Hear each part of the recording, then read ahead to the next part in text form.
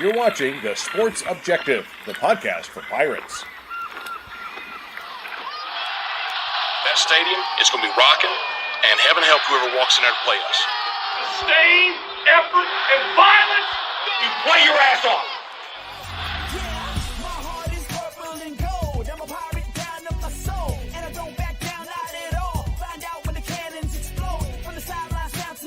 You're watching the Pirate Preview on The Sports Objective. Join us every Tuesday night on YouTube Live as we're joined by beat writers and other media members as we take a look at what lies ahead for the Pirates. Now, here are the guys. It is a first down. Pirates.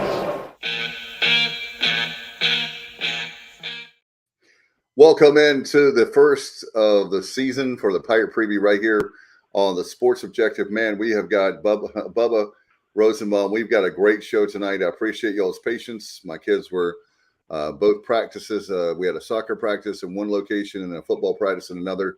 But we're here now. Bubba, thank you so much for lining up another great show tonight. Yeah, we have a full show planned for you. 3 guests, beginning with Michael Basnight. He is a managing partner at the Pioneer Theater out in Manteo. Michael, welcome in. Hey, thank you very much. I appreciate you letting me be here tonight. Absolutely. I hate Kyle is not here because Kyle and I are big music goers, concert goers, I should say. And my mother, Michael, once told me, she's going to kill me for telling the story, but she said, all the money you spent on concerts, you would be a rich man. And I said, yes, Mom, but I wouldn't have the memories. And you guys are creating a lot of great memories. Not only I know if you want to give the backstory of the Pioneer, but that goes way, way back. It's such a legendary venue on the Outer Banks. Man, thank you so much. Yeah, what your mother said is actually real. I've been in a lot of the interviews and stuff we've been doing since acquisition and just kind of stepping in. Not really an acquisition because, well, heck, Buddy was here with me all day today and his family, and our family go back generations. As a matter of fact, my grandparents, Mose and Mabel graduated from ECTC in the 20s as a teacher. Wow. They spent their honeymoon at Buddy Creef, his great-grandfather's house here on Roanoke Island. So, I mean, and then my other great-grandfather used to build boats with him, so who knew it was going to be so connected? But your mother's words are right. I've been saying a lot of interviews, music sounds like emotions feel. And after living in Austin, Texas for 10 years and getting a whole flavor for music and listening room experiences, man, this has just been a lot of fun. But to answer your question specific to the Pioneer Theater, it's not really advertised enough, I don't think, but it's the oldest family-owned independent theater in the country. Goes back to 1918 and has been continuous with the Creef family all the way through until February of this year, as a matter of fact. So it's been quite the journey so far. No doubt. And Michael, I know that I was talking to you, not name dropping, but you had one of my friends there, the legendary chairman of the board, Ken Knox and company. And I know that I couldn't believe it, but not surprised, but 2 straight nights, I think it was a Friday and Saturday night recently, last month or so, 2 sellouts. And I know for a fact, he put post up and I told him that they were going to rock Manteo, and apparently they did. Listen, they turned a lot of, I said to someone, they turned a lot of flames back on. It was awesome to see. There's 242 seats, plus the VIP in the back, which is the back 3 rows, where us teenagers, probably all over decades and generations, not been behaving well. But nonetheless, there's a little VIP bar and lounge back there, and the whole place was packed. The aisles were packed, dancing. Those guys were such gracious performers and just gentlemen. They signed the wall in the back. I built a green room in the back for the performers. They've got their own shower and bathroom, place to hang out, and there's just an awesome crowd. So I can't wait to have them back again. Well, tell people, I know the concept of, obviously you have the shows, but talk about if you will, talk about as far as I know you're doing concerts, but obviously I go back to the 80s. My parents, they would take us on vacations. In fact, one time going all the way back very close to the Elizabethan Inn, and back in the middle 80s, we'd go to see movies there, and I know you guys are going to continue the movies, right? Oh my gosh, yeah. As a matter of fact, I'm in my car because tonight we have Dirty Dancing playing, and we have I swear I think they punked me, but the director of operations and creativity that work with me decided tonight would be a great night for ladies' night. So I can't tell you how many are in there tonight, but they're having prosecco and popcorn and cotton candy with Dirty Dancing. So I thought it was safer to come out here in my car and talk to y'all. But movies, absolutely. What we're going to do, though, here's the difference. And H.A. Creef had it right. You know, there's so many top grossing films, top award-winning films over the decades.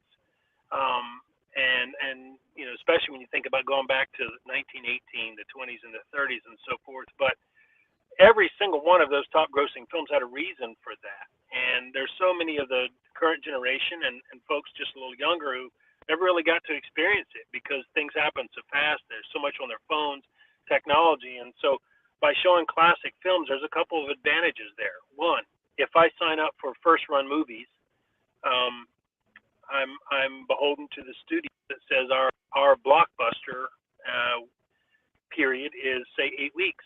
So you need to play this same movie 2-3 times a day for 8 weeks. Well, there's only 1,700 people in Manteo. That's not realistic, even in the summer. But for a second run theater, I can wait after those 8 weeks, and then I can play a movie that's something that everybody will enjoy. The older generation, the newer generation. I'm introducing things to the younger generation they haven't seen. I'm reintroducing things that the older generation remember faintly or somewhat positively, and then we're kind of creating a whole new experience for people, which is really what it's about, right? It's not about the popcorn, it's not about the drinks, which everybody enjoys, but the new bar in the back. But it's about that experience, because I promise you, when you came here, you probably don't remember the movie so much, but you remember the smell, you remember the feeling, you remember the fun, and that's a lot like music. And so the theater over 105 years has done movies, which we're going to continue, obviously, but it's also had plays, it's had music. The VP of Country Music Hall of Fame just came through on vacation and was walking through. I was showing him around, showing him the green room, and he, along with other bands who played here and been here, said this place is like a recording studio, man. It's dead in here, of which I panicked. And then they said, no, that's good. So what I can do to restore this, to upgrade, but to keep this community theater alive, like this pirate thing that we're doing this weekend. Yeah, that's a good segue, Michael. And of course, that's the reason we wanted to have you on. I love hearing, though, about the history of the Pioneer Theater. I'm in a small town about 30 minutes north of Charlotte called China Grove, and 5 or 6 minutes from my house and down in Kannapolis, we have the Gym Theater. Very, very old but unique theater. The pricing's very family friendly. They have adult movies as well as children's movies. We love taking our kids there. But the reason we had you on tonight was largely to promote your event, Pirates at the Pioneer. You're going to have something Friday night, and then also Saturday, a viewing party for ECU Michigan, 12 noon on Peacock. So tell folks about your viewing party and as well as the event on Friday night. Man, thank you so much for the chance to talk about it. It started with there's so many great pirate alumni, and there's so many of us out here. And be quite honest, I said in that first meeting, the other universities that I won't highlight or mention from the RDU area, they parade out the coach, basketball team. I'm like, yeah, there's more of us, and there's something better we can do for this big game, this giant killer game that we're going to have, according to the interim coach. And I think that we should use that as our marching theme. And when it becomes real and true, then we just remind him that he said it, not us. But so Friday, what we're going to do is we've got 2 events in one. And the idea is that we're going to use the theater to its fullest potential for folks downtown Manteo. It's right in the heart of downtown. You're right on the walkable town. It's a social district, so you can have a beverage of choice and walk around the town. That's a newer thing within the Main Street community. There's just a lot of buzz happening in this town that, goes back to the beginning. We're talking about 1584, 1587. The whole time I was in California, they were talking of they're so old at 1886, and I would just giggle. You got nothing. But the Pioneer Weekend is all about the Pirates taking over Manteo. And so Friday night, we're going to start out with a VIP event of sorts. It's kind of like a pre-social. They got a lot of people who are involved in this and to thank. But that's $25 here at the Pioneer Theater. We've got the theater in the garden beside it. The garden's really just kind of a throw-off of what – it's an old parking lot, but it's things I've seen through places across the country I live. Particularly, there's a place in Austin that reminds me a lot of this. And you've got the cafe lights above. You've got some wine barrel tables, and it's an awesome place to hang out. We'll have music out there. We'll have some food. Mike Kelly, an alumni, legendary alumni from the Outer Banks, is going to have some food and appetizers for us. We're also going to have another distillery, Kill Devil, who's got an adult beverage. We'll have some swag and some koozies. And then for those who are here for the evening, Friday night, we're going to have access. I took the back portion of the Pioneer and created a little bit of a VIP lounge. There's a bar back there, some tabletops. It's a great place to hang out. So those who want to come inside before the movie starts, well, we'll have access to that. Now, Saturday, we're going to start early. We're going to do this right. We're going to have on Saturday, doors open at 10. We're live streaming. So one of the modifications I made to the theater with my sister and partners was we modified the IT so that you can be on stage with a laptop and plug in, and whatever's on your laptop is on the screen. We're not charging at all for any live streaming, but what we're doing is we're giving a $5 admittance fee into the theater directly to the local Outer Banks ECU alumni chapter, of which Kylie Corbett has been doing a fantastic job organizing the local team to do. And I'll have a lot of names to give, but what we're really doing is tailgating, basically. Let's do this. We're Pirates. We're tailgating at the Garden. We're going to have a TV out there. We're going to have a bar. We're going to have a DJ. We're going to have a food truck. We've got the trumpets playing the fight song. The Voice of Pirates son is going to be here. We know how much that's going to be appreciated. That'll be a sentimental moment. Former pirate, Voice of Pirates. We've also got a lot of swag. And then we're going to spill into the theater and watch this. And, we're going to win. That's just what we're going to do, fellas. We're going to win. I like your mentality. I like your mindset, and that Michael and Kyle's from the Kyle from the Grange Barber. Easy for me to say, joins us, and Kyle is a big concert goer. Kyle, Michael has the Pioneer Theater. We talked about that when you first. I guess it was back in February, when you guys, and so looking forward to it. In fact, I know Kyle loves a lot of alt country, and so a lot of like Whiskey Myers and stuff like that, and Cody Jinks. But there's a lot of bands that he knows that I'm sure that would be an artist that would be perfect for the Pioneer. Listen, you're singing right up my song right there, right up my alley. As a matter of fact, my avatar image is Jake Owen and myself and his manager, and that manager was also the manager at one point for Whiskey Myers. I've seen them a bunch. Cody Jinks is on my top playlist.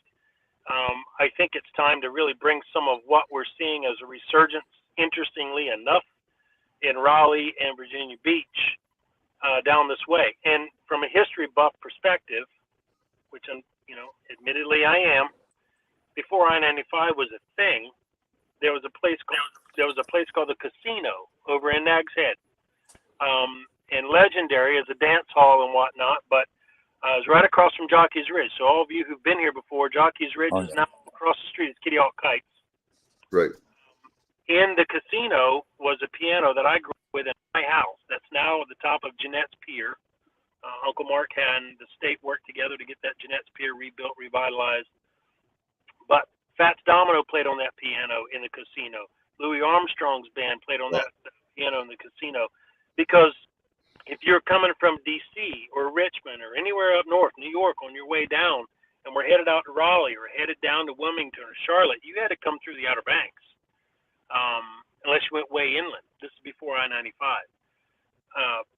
It's sad to say that we've lost a lot of music. I remember high school and early college, Dave Matthews, Hootie and the Blowfish were still playing around here doing the college tour, but it's dormancy. And I think along with using this theater for, of course, the family community theater and things we can do, man, oh man, have we pressure tested the acoustics in this place, and it is perfect for what we're talking about. Intimate, 250 folks. You got the best concert, best venue, and I'm excited to see what we can do. So you help me with Cody Jinks and Whiskey Myers, and I've got a drink for you. Cody Jinks and Whiskey Myers at a 250-seat venue. Good God Almighty, what would you have to charge per ticket? Well, you know, it depends. I think what I've heard a lot of people saying is that it would be the perfect pop-up for the performers of that magnitude. They play arena to arena, and this is coming straight from the mouth of a group who stayed at my house.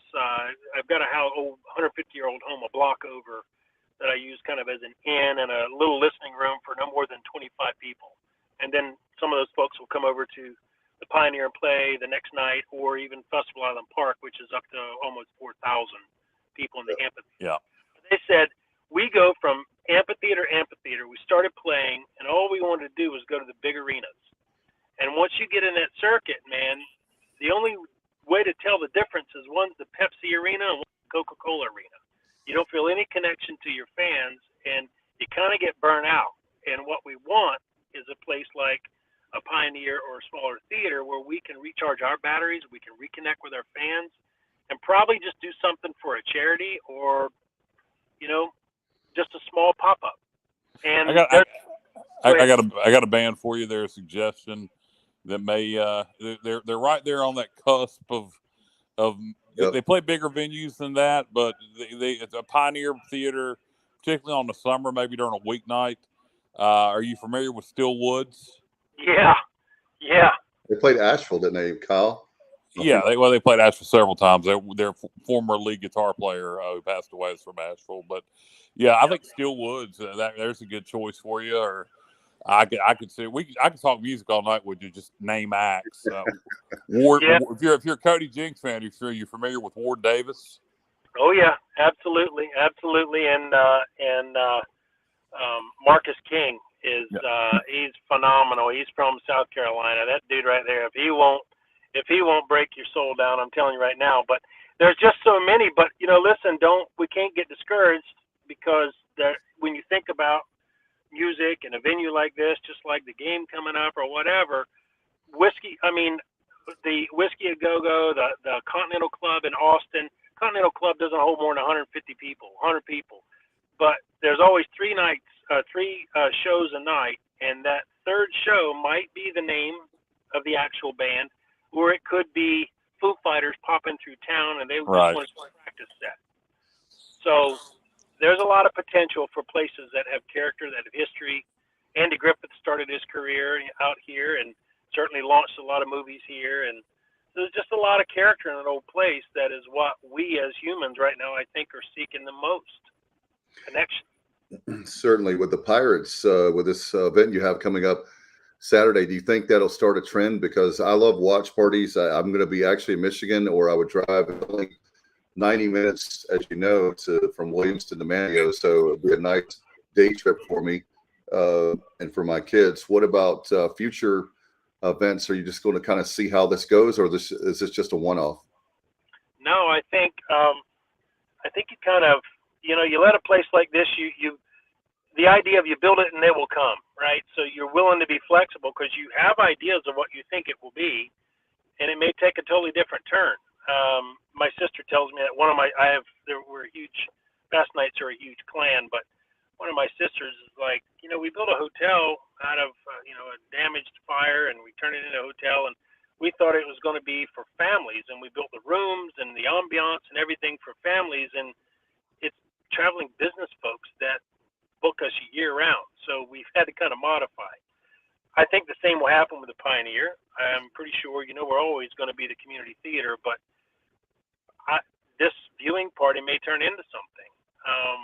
We certainly had the first attempt at this was the Manteo High School girls soccer team that won the state championship. And, some of the folks who've been so instrumental in helping me with this are town people. Melissa Dickerson, Michelle Bunce, who's an alumni, for God's sakes. She's helping out with Kylie a lot on this. But we have something called Dare Days in Dare County on Roanoke Island. And it's the first Saturday in June every year. I don't know how many years I've been doing it, but it's a lot.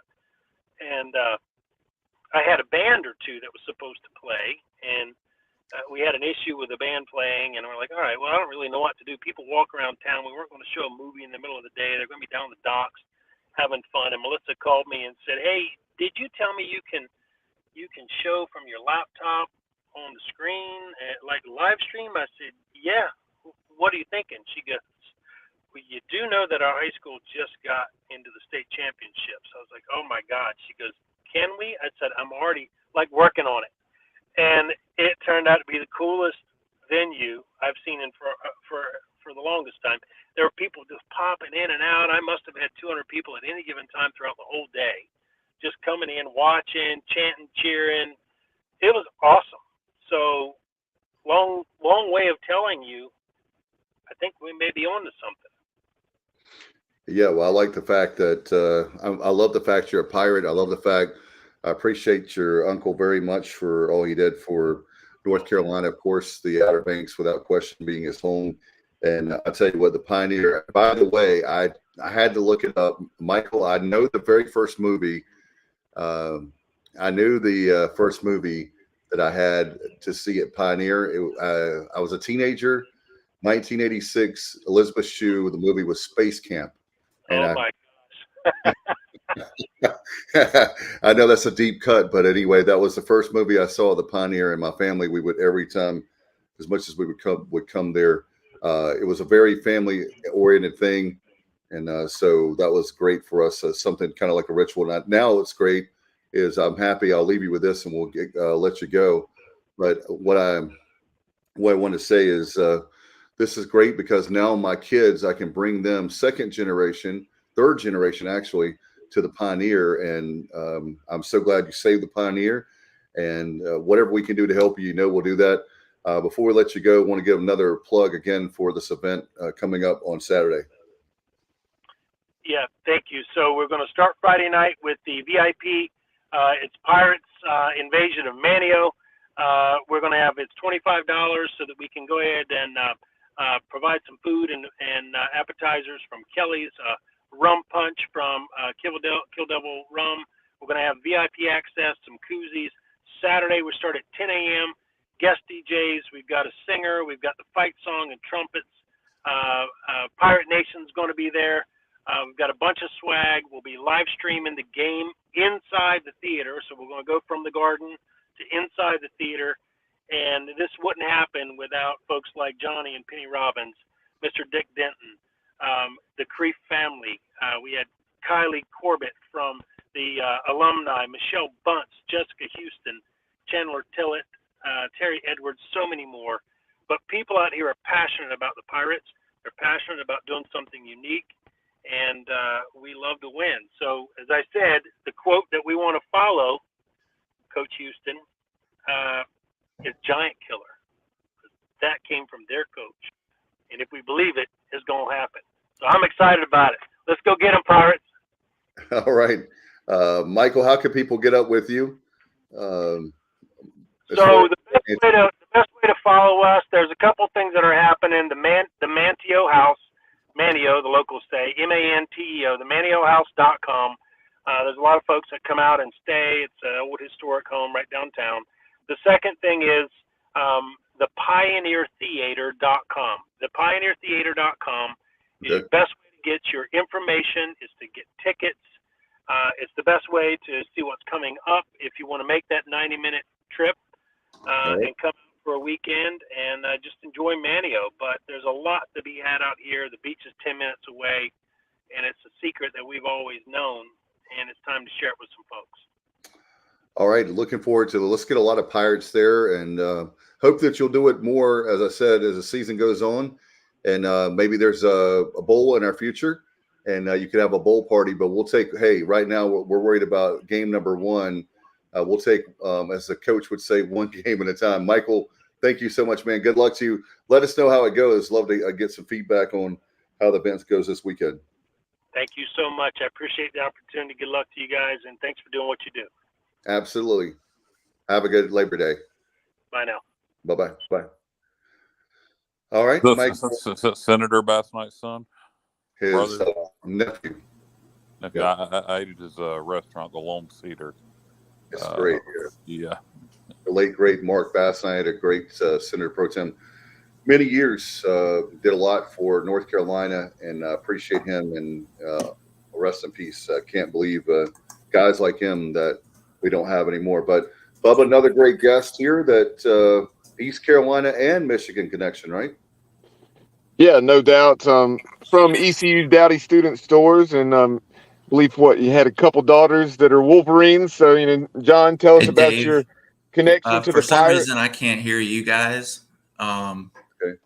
I got my mic on and my speakers on, but I don't know if I've hit something. Somebody message him and let him know to just log out and come back. Yeah, I'm doing that for him now. Yeah, if you can see, sign off and then sign back in. Sorry for the technical difficulties with John.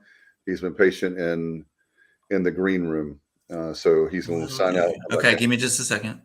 All right, thank you. All right, we love StreamYard, but that's one of the things that we don't like. So, Kyle, by the way, how cool is that? While we have a chance to have a watch party, in our group chat that we have, I'd love to do one with our group, and certainly a lot of Pirates at a game coming up will be awesome. Yeah, probably a lot of watch parties going on this Saturday. People who don't go to Michigan to watch the game, maybe getting together at their house with a group of friends to watch the game, or they may be like I do and just sit in the living room alone, maybe with my wife, and watch the game so I can yell and cuss and scream. And, you don't have to behave that way, Kyle. Do what? You don't have to behave that way. Well, probably not for the Michigan game because my expectations are tempered. But there are games that there's no choice but to behave that way. Well, we'll have John on here in just a second. I don't know why we're having technical difficulties. No, we'll talk about some other things. I don't know what we've touched on. Holt Naylor's cut by the Seattle Seahawks.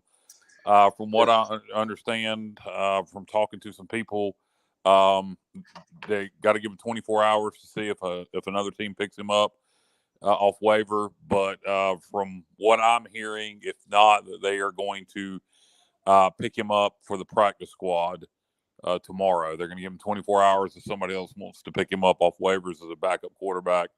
And then Seattle's going to sign him to the practice squad from what I'm being told. So hopefully that's true. All right. And I think we've got John back. Let's see if we can get him now where, all right, we can bring him in. I'll bring him in. Hey there, John. Can you hear us now? Yeah, I can hear you guys. All right. Glad to have you on. I was, Bubba, I know that we have a ECU and Michigan connection, right? That is correct. I grew up in Michigan, have about 8 or 9 family members that went to Michigan, including my mom, grandfather, great uncle, and then both my daughters just finished attending Michigan as well. 2 degrees from one of the eldest, and then the youngest just finished in 22 with her undergrad as well. Wow. So talk about that. Growing up, I take it you're a Michigan fan growing up? Yes, I'm a Michigan fan. I've been working at ECU for 20 years, and I think everyone that knows me there knows that I pull for Michigan as well. But my first game I ever went to was in 1976. My grandfather and uncles had season tickets. Since my uncle graduated from law school back in the early 70s. So we've had season tickets there for over 50 years.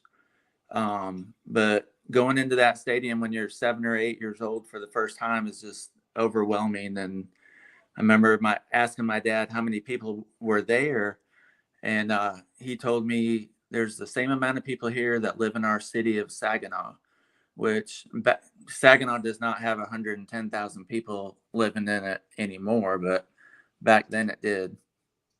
And John, what do you do for East Carolina? I'm not familiar with you. Yeah, I work at the bookstore at Dowdy Student Stores. Okay. I've been the merchandise manager there for 20 years, and still working with them now. They just transitioned over to Barnes and Nobles. Oh, I know. I have had a conversation with you. Yeah. Because I was very angry at the lack of big and tall selections since it switched over to Barnes and Noble. Yeah. I go to the Dowdy Student Store when it was in its old location, and you guys had the best selection of big and tall stuff. You destroyed UBE's selection of big and tall, and now it's the complete opposite. What happened to the big and tall? Why does Barnes and Noble hate fat people, John?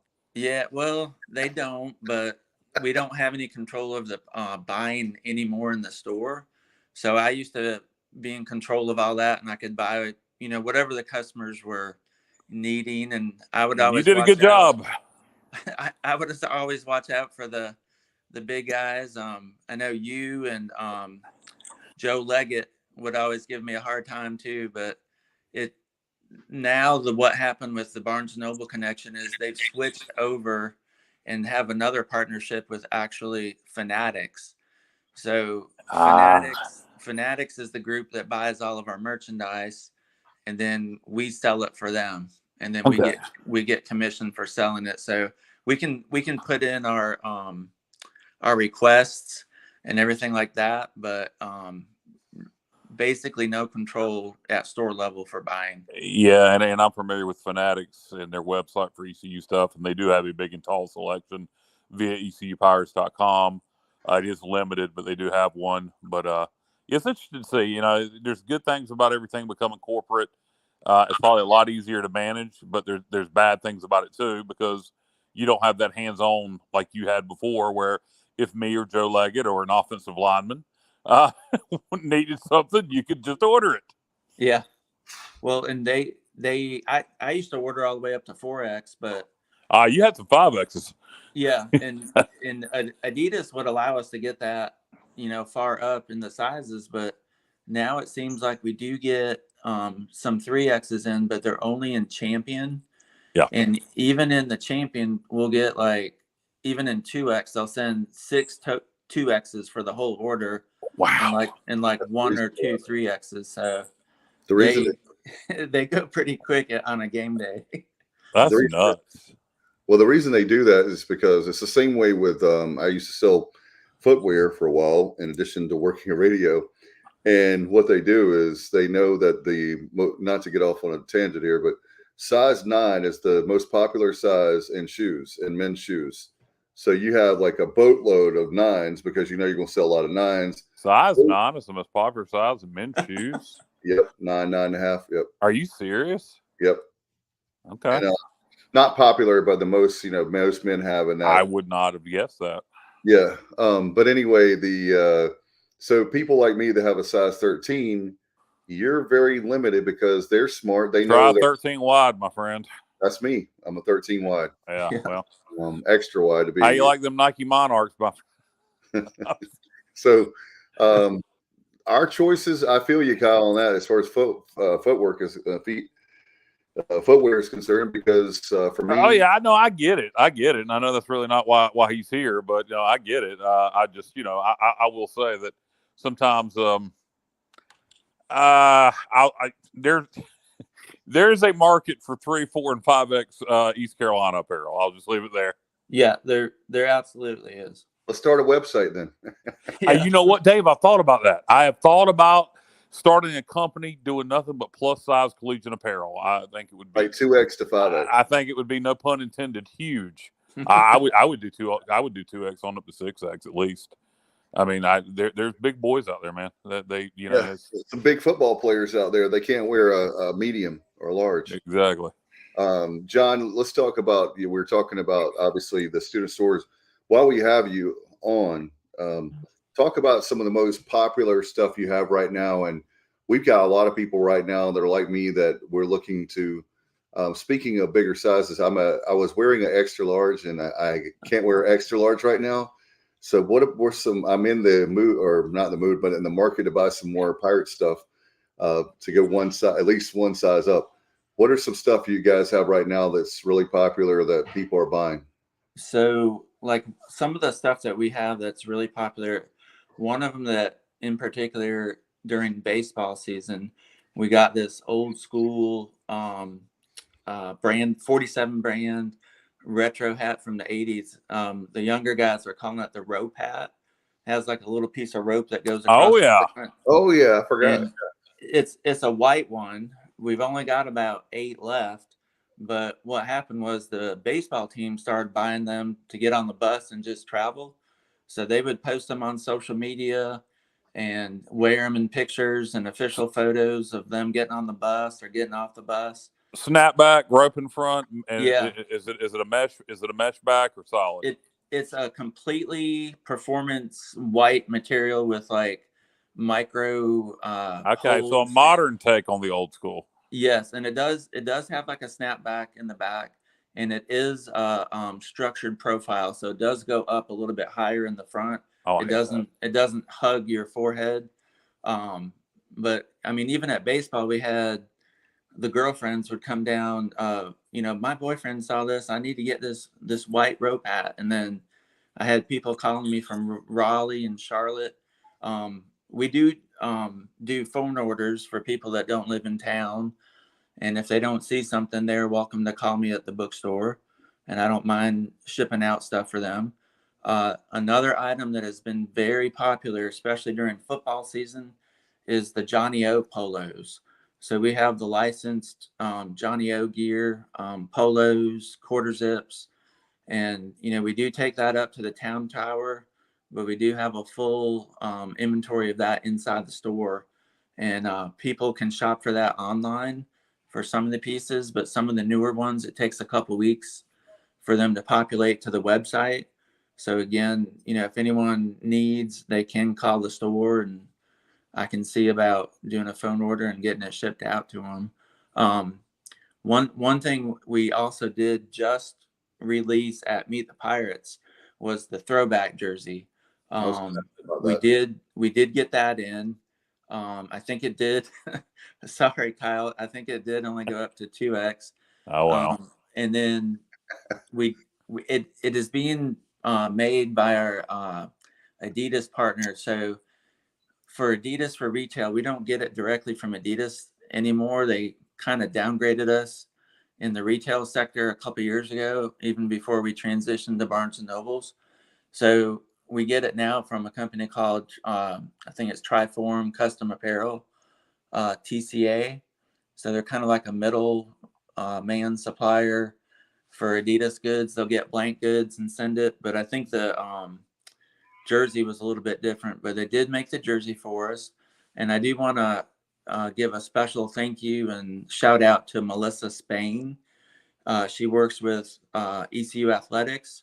She is our director of licensing, and she has been very instrumental in getting the football jersey to us. And then also late in baseball season, she was able to get us that powder purple baseball jersey. Oh yeah.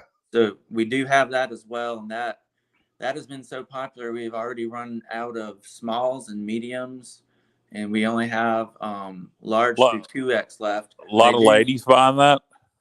Yeah, I think a lot of the college kids. I see a lot of the younger ones buying it.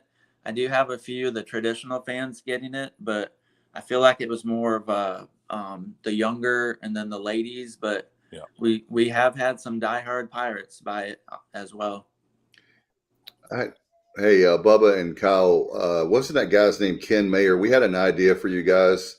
We got to talk maybe to the athletic department. I know you. I was wondering if you guys could do it. We're trying to raise money for obviously the indoor practice facility and with Pirates Unite. With like a lot of the charities where you can round up to another dollar. Okay, would you like to give $1 to the Pirates? Or round up your total to the nearest dollar? Is that something you guys could do to help out? I wanted to ask you guys. Well, I want to ask Pirates with the Pirates Unite campaign or something like that. Yeah, what we could do is pose the question to our regional manager, Michelle Gretsch Carter is her last name, but she runs and oversees all the stores in our division. And now that we're like a corporation running the store, we'd probably have to, make sure that we're doing it the right way, or even if it's allowed with us. Yeah, the reason I was asking is because that's a great way to just tell them that's a great loss leader, because if I know that I can buy something, because I'm going to be buying more stuff from you guys, and I know that I can give $1 or round up and we can give it to Pirates Unite, I'm going to be buying stuff from you guys where I wouldn't buy from, no offense to the other people because I buy from them, but I would definitely be more apt to buy from you guys than to other people if I know that I can help with the campaign for. And it's a little bit more unique situation with them versus UBE, for example. Not only because it's a corporate setting, but also because more students actually shop there because of being in the student center. Asking them to donate to Pirates Unite probably ain't going to get you as far as asking people like me and you when we make our purchases. Well, that's true. One thing they did do this past year where you might be able to get ECU Alumni Association involved with it is this past year, there's a lot of universities across the country doing it as well. They asked all the graduating seniors if they would like to make a donation of $23 because they're graduating in 23 towards their choice of whatever fund they wanted it to go to towards ECU philanthropy or other types of funds. And then when they paid the $23 to Alumni Association, they got what's called a philanthropy honor cord. So they were able to wear that honor cord at the graduation ceremony, and everyone that saw them wearing it knew that they made a donation back to the university as their, first pledge of money back as an alumnus. That's a great idea. I love the great things they're doing there with the Alumni Association over the last few years for sure. John, what can you tell us about? Are there any breaking news or any one thing that? Well, I wanted to segue back to John what we were originally talking about the big house. Okay. What's your favorite memory of you missing going to games with your dad and it being the same population as Saginaw at the time? What's your favorite game you went to at the big house? Did you go to an Ohio State game there? That is the only game I have not been to is an Ohio State game, but I've been to when we played. Well, the 8 years that my daughters were in school there, every single game that my wife and I attended to go see them, we never lost a game. Well, Michigan never lost a game for everyone that we attended. And a few of the ones I was most nervous about was Notre Dame, and Penn State, and Iowa, and Michigan State. Whenever we were going up for those games, but for some reason it always ended up being like a trouncing where we ended up pulling out like a crazy victory that I never thought would happen. And what was the best atmosphere of the Michigan State games? Say that again. What was the best atmosphere of the Michigan State games? Man, well, the Michigan State game that we went to was like crazy because there was like a snowstorm the night before. So we got to our Airbnb and there was like 2.5 feet of snow outside. And the lady that owns it, she had already shoveled a little walkway for us to get into the house. But the craziest thing the next day for the game is if you have torrential downpours or there's a snowstorm like that, there's no parking on the golf course allowed. And the golf course is adjacent to it's like right across the street from the stadium. And there's a good number of people that park there. And that is where they're going to have the Pirate tailgate as well. But when it rains, they don't allow people parking on the fairways. And they basically park everywhere on the golf course. Fairways. I think the only thing that's not fair game is tee boxes and the greens. Yeah, we the beat writer we had on recently, he told us that was definitely, and that by the way, for people that are just joining us tonight, John, we were told if you want to go to the big house, make sure you definitely go before 9 o'clock, because after 9 o'clock, he told us that's when traffic is horrendous in Ann Arbor. Yeah, and I have to agree with that, because I posted the other night information about parking, and I said if for a 12 noon game, you better be on the road within walking distance of your parking space if you want to be safe and then you want to relax and get your spot. The other thing about parking, that's stuff I posted last night, you can park at Pioneer High School, which is right across the street from the golf on one side, and then it's right across the street from the football stadium on the other side. So if you park there, you can actually pay for your parking pass ahead of time with the link and the website that I put on my my post on my Twitter, or my X account now that they call it. but you can also park in the golf course, and it looks like it's going to be good weather this weekend. So there's 2 or 3 entrances to the golf course. So when you go into the golf course to park, they only accept credit cards, but you can pull right up. They'll charge your credit card. I think it's anywhere between $60 and $70, which is pretty normal for parking for one of those games. But they'll direct you into the golf course, and then there's guides all through there that'll motion you where you need to go. The area that we normally park is right off of Main Street. Several of the streets that intersect with Main leading right up to the stadium, one of them is Berkeley Drive.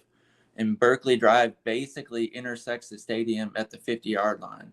So my uncle has been parking there for years, and we have parked with him there for many years as well. Whenever we go up, he'd reserve us a spot and tell his buddy that, that he parks with to hold a spot for his nephew and all that. But those spots are 50. One thing they do if you park in the yards, one thing up there they do is, they probably do it here, but I'm always working the football games instead of parking in the grass. But if you park in the middle of someone's yard, it's just a regular $50.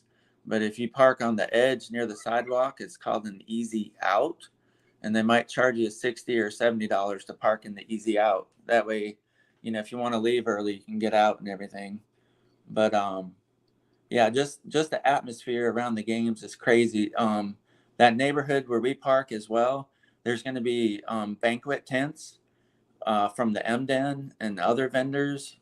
One year there was a Lululemon tent that, there was hundreds and hundreds of people in each tent, and the Lululemon tent had a line coming out of it, like people were waiting to get in. When you get in the stadium, there's multiple locations to buy Michigan gear if you're interested in anything, like a sticker, just to say you went up or whatever. I know a lady asked me the other day about where to get stuff, because they have a travel trailer that they're taking, and they always put a decal of all the stadiums or the states that they visit and everything like that. But it is just crazy when you get up there. The first time you go in, when you walk up to the stadium, it really doesn't look that big or tall. Like you're expecting something, really tall and like a skyscraper. But when you get up there, it just looks like the height of a regular building. Once you get into the concourse and walk through the tunnel of whatever section you're in, the stadium is actually dug into the ground. And I forgot who I'm ashamed that I don't remember, but I think whoever built it, he's famous for it's the hole that he dug, the stadium. But once you get in through your concourse, I think you're already at row 50 or 55. So if you're at a lower number, you go down, and then you can go all the way up, I think, into the 80s and 90s if you go back towards the back of the stadium. Wow. The Townback Tower is known as the hole that Jeff Comfort dug. the money hole. Exactly. Well, I'll tell you what, thankfully we are selling that out the last 2 years. So hopefully that'll be sooner than later, but that's a whole nother show, as they say. Bubba, I know you got a question about apparel, didn't you, to go back? Well, I'll go back to that perhaps in a few minutes. But while we're on this Okay. topic, and what John has done on social media, like he mentioned on his X account, over the last month plus now, I'd say, as far as sharing different restaurants and places of interest. Obviously, you're not going to share all those now, but some of those top ones that you can recall offhand, that you would recommend to Pirate fans, because there will be. I think we sold 2,500 tickets, and then obviously 3,000 plus with what you have distributed, complimentary, wise, as far as fan, players, parents, and travel party, and then people who bought through other outlets. So there'll be 3,000 to 4,000 fans at least for East Carolina at the Big House. Top 5 restaurants, yeah. So one that I would go to, which is just like a diner, drive-in and dive, is Mr. Spots. Mr. Spots is on State Street, going towards the stadium away from campus. Okay. It's just a little hole in the wall, but it's where Tom Brady buys his linemen their wings when they come, or when he used to come to Detroit to play. He'd buy a whole spread for his linemen from that place. So Great Wings? What's that? Great Wings? Yeah. Well, he'd buy them, the hot wings and all that kind of stuff. But another good spot would be Knight's Steakhouse. That's one of my favorites. That is on Liberty Street in the downtown area. It is right around the corner from a parking deck, so it's very convenient. But we would always go there for lunch. For lunch, you can just walk in. They'll get you a table. You can get prime rib, steak. They have excellent food, excellent salads, excellent service, and they've been around forever. Another good spot to see if you're that is famous for Ann Arbor in Michigan is Zingerman's Delicatessen. So they have been there forever, and if you want some of the best sandwiches or cheese spreads or potato salad or homemade soups, matzo ball soup, chicken soup, they have special teas, coffees, breakfast. That is a phenomenal place to go. Is it a Jewish deli? You mentioned matzo ball soup. Yes, I do think they have a Jewish background. So they also have like about 4 or 5 locations in town. So to me, Zingerman's Deli. How's their Reuben? Have you tried it? Yeah, it's crazy. It's huge. Oh man, I think that's what I got last time. But they also have like 5 or 6 different variations of the Reuben in like different ways. Nice. Another spot. All right, I'm coming, Dave. I'm riding with you. Change my mind. Okay, come on. Another spot that a lot of the athletes like to go to that I wish I had gone was Maize and Blue Deli. So that is, I forgot what street it's on, but it is like about a block and a half away from campus. But it is a place where you can get phenomenal sandwiches and chips. There's not many spots to sit in there, so every time we went, it was like packed, and I just didn't want to. I wasn't patient enough to wait to get a sandwich, because when you're walking around Ann Arbor, there's every 10 feet there's a different restaurant. And I think was that 5? Yeah, have you got a good spot for pizza? Oh, well, my daughter fought me on this for the post. She said I did the wrong one, but we have only been to Pizza House. Pizza House has been there forever. It's very close to the downtown and campus area. It's within walking distance from campus, like about half a block. But then she also said the original Cottage Inn pizza. So that is supposed to be good as well, but she never took us there. John, we always talk about on the show one way or another about Eastern North Carolina barbecue. Is there any barbecue joints in there in Ann Arbor? Like would that be like beef or? God, the guy we had on from Ann Arbor mentioned someplace, Dave. He said it was Memphis style barbecue. That's right. Yeah. You're right about it. I think it's called the Blue Tractor. That's exactly what it was. Yep. Yeah. Now there used to be a place. I don't know if they moved somewhere, but they were right across from my daughter's apartment where she lived, like in this house. and it was literally across the street. It was kind of like a Bee's Barbecue where they had like a little shack, and then they had like 20-foot piles of wood in the back, and they had like 8 smokers. Nice. In Ann Arbor? Yeah, and Shocking. and we went over there and got some food, and I got smoked baby back ribs, and they were some of the best ribs I ever had. It used to be like a block down the street from Washtenaw Dairy, which is a really good ice cream place. But like every college town, that whole area, it was right next to a lumber yard, and the university bought the lumber yard and basically that whole block. Well, okay. Well, there's a lot of places to eat. It sounds like, if nothing else, win or lose, you can get a good meal. That's right. That's what I'm looking for after the game Saturday night, is a place that I can take my family. So you gave me a lot of choices that we'll definitely check it out. John, before we let you go, I know Bubba had a question. We've got Kevin Monroe in the green room, but Bubba, I know you had a question about apparel again. So let John go. You may have very well discussed this when my phone died, and that is, on Pirates. Meet the Pirates weekend and media day, the modern throwback. Those were selling like crazy, and we saw so many comments on social media. Yeah, they were. He discussed it. Okay. Started 2X. I think they went up to 2X, is what you said them. Yeah, and one thing I do want to mention about that is they do run a little bit small. Sorry again, Kyle.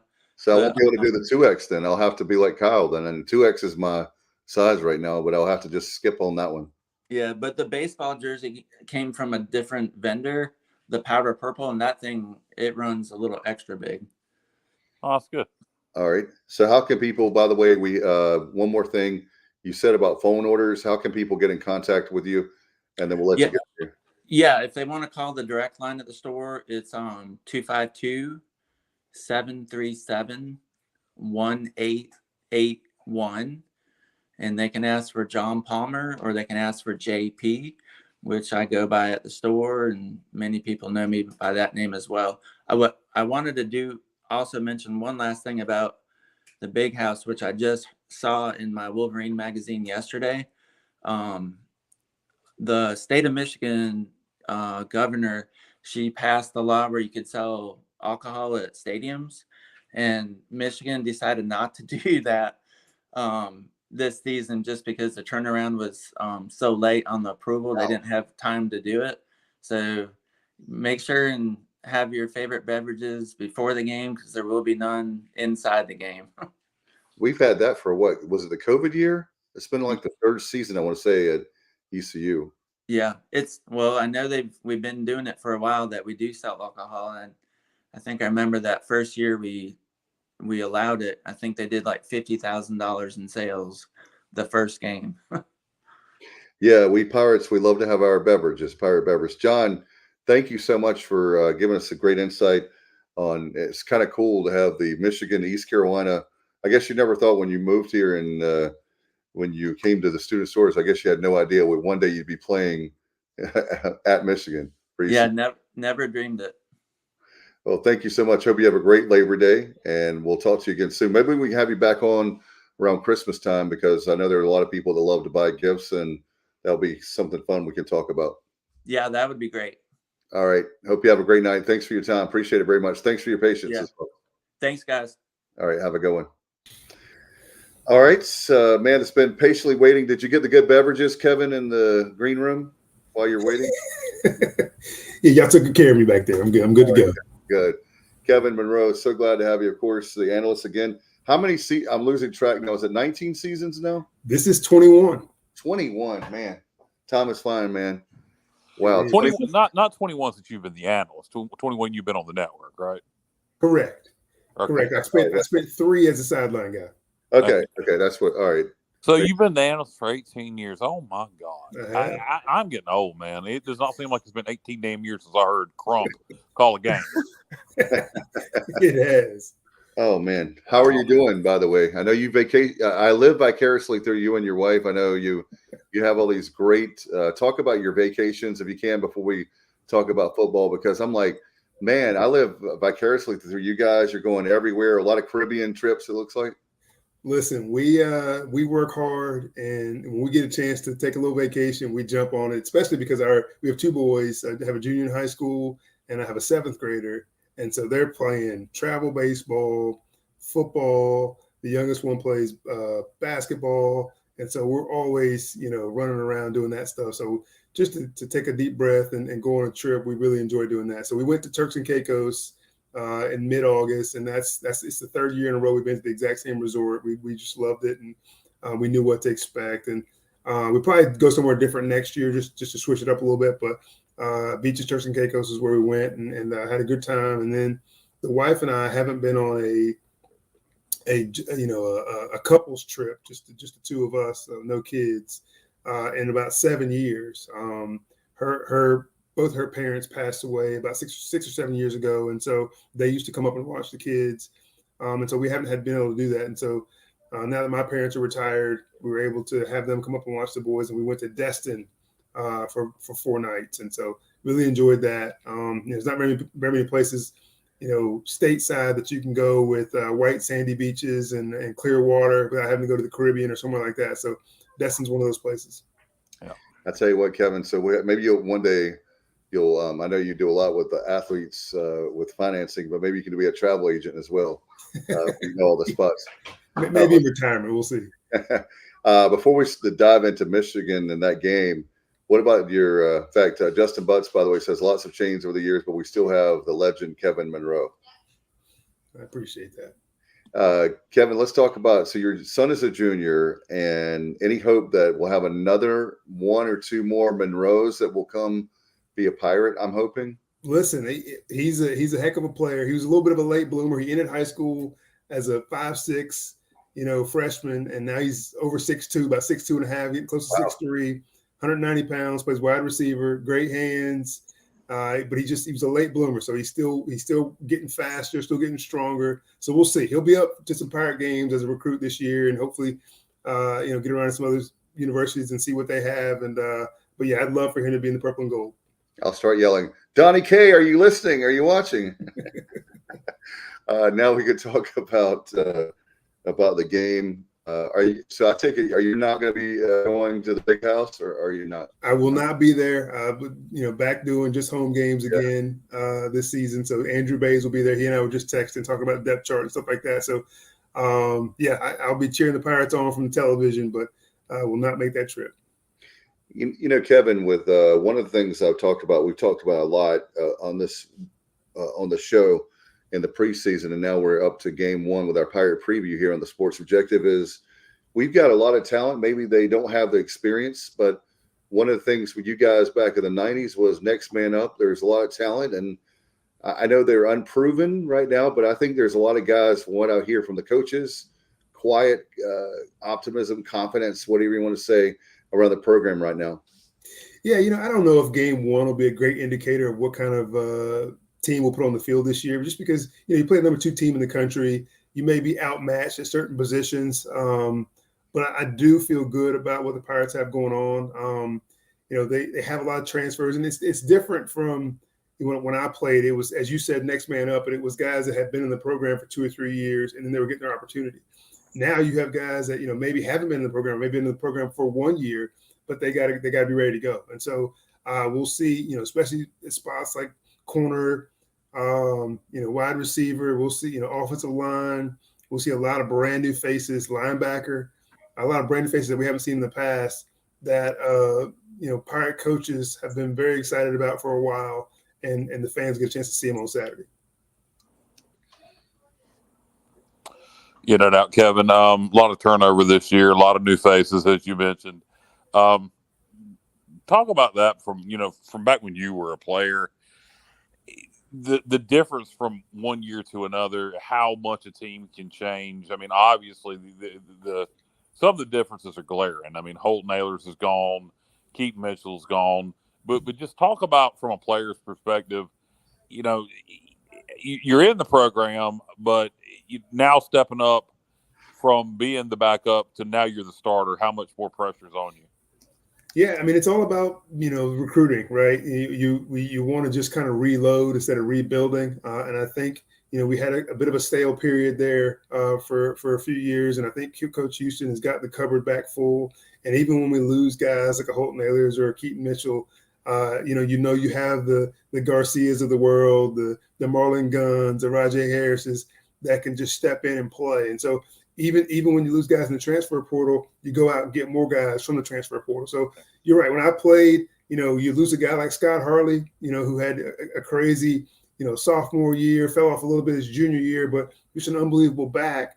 You lose him, and in comes guys like Leonard Henry and Jamie Wilson to replace those guys. You'll lose a Larry Shannon or a Mitchell Galloway or Jason Nichols, and in comes Lamont Chappell and Troy Smith and Marcellus Harris. And so you've got to just reload. You got to be able to just replace those guys that have been staples in the program for a long time.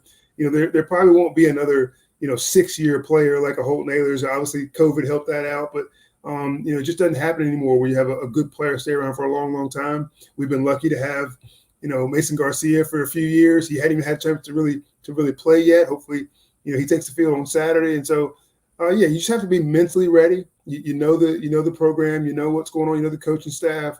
You have a good idea of what you're supposed to be doing. You just haven't had your opportunity yet. And when Saturday comes, a lot of these guys that have been waiting for their opportunity, whether it was at a different school or whether it was at East Carolina, to get their first opportunity to start a football game. Kevin, I was having a conversation with somebody the other day. It might have been my wife, actually. And I was thinking, and you'd probably be a good person to ask this to, played some good teams. The Miami team, particularly that 99 Miami team, was really talented. Do you think this is going to be the best team that maybe you've ever seen East Carolina play on paper? I mean, I think so. I mean, that Pitt team in 91 was really, really good. The 99 Miami team had a ton of talent. They talk about that 01 version of that Miami team. They're saying that could be the greatest team ever assembled, and several of those guys were on that 99 team. And so, we've faced tons of talent over the years. I'm trying to think. West Virginia came in here one year, and we were able to beat them, and they were stacked. But yeah, I mean, this running back from Michigan is one of the best in the country. They're stout on the offense and defensive line. They got playmakers everywhere. This is not going to be a situation where the Pirates are going to sneak up on them. I'm not saying the Pirates can't win, but it won't be because Michigan wasn't ready for them. That Appalachian State game was probably the most embarrassing loss in Michigan history. They're just not going to let that happen again. They've done their homework on East Carolina. They know what to expect, and they'll be ready. And so you have to come out and play your best game. Hopefully you get some things to fall your way, get some turnovers to make some things happen. If you got a trick play or two up your sleeve, you might want to break that out. But it's going to take a lot. This is a very, very talented Michigan team, and they're not ranked number 2 in the country for without a reason. Yeah, you mentioned the Appalachian State game. It's hard to believe that was 07. So the current players that were, what were they, like 2? Right. That's just unbelievable to think that. But, this is a tall task. And you don't want to ever say you can't win or why even make the trip up there, because anything can happen. Episodes happen every day. I remember two that come to mind of 30-point-plus underdogs. I remember one time back in the 90s when Rutgers was just the dredge of the earth.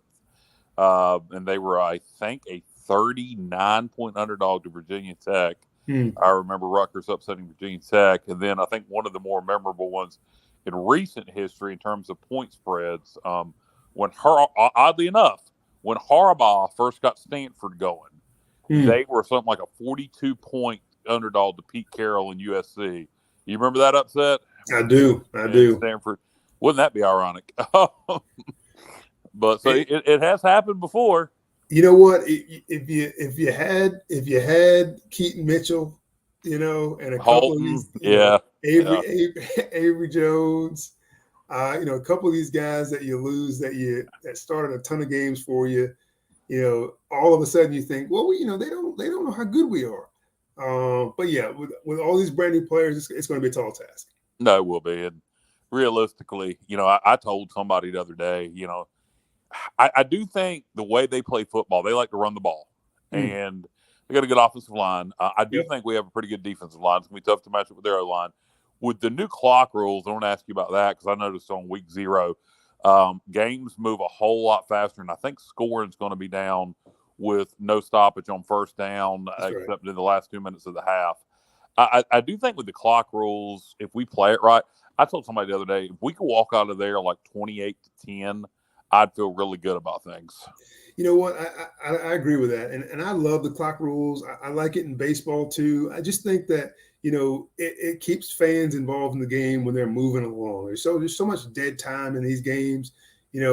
Jeff and I used to joke about the TV timeout between the third quarter and the fourth quarter used to be like 6 minutes, and it just seemed like it took forever. And so you don't need that kind of time. You let these guys get back out there and get going. And so, I love that they're not stopping the clock for first downs. It's going to change the way. There's one thing I don't like about it, Kevin. It's going to cut down on the amount of comebacks. And college football is so much fun because of comebacks. And I really believe you're going to just run out of time. You that clock not stopping in that fourth quarter, you're going to see so fewer comebacks because of it. Well, I was just going to say they're going to have to run the 2-minute drills a little bit differently. You're going to have to use spiking the ball a little bit more often. You're going to have to throw the ball out of bounds every now and then. But, you're going to have to find ways to stop the clock as you were running that 2-minute offense. But, they'll adapt. They always have over the years when there's been rule changes. They'll adapt, and I think it'll be good for the fans. Yeah, like you say, it does with the game. I did notice that, like you said, I watched every week 0. I might have been the only sick person that was watching FIU and Louisiana Tech at 10 o'clock at night. But I watched every week 0 game this past week, and the games did move along a lot faster. I've never been one to I love college football. I love watching college football, or I wouldn't have been watching every game. I've never been one to complain about the time of the game. Yeah. But I do think there is some pluses and some minuses to the rule changes. And like you said, they're just going to have to adapt. I think back to like that Marshall game in 21.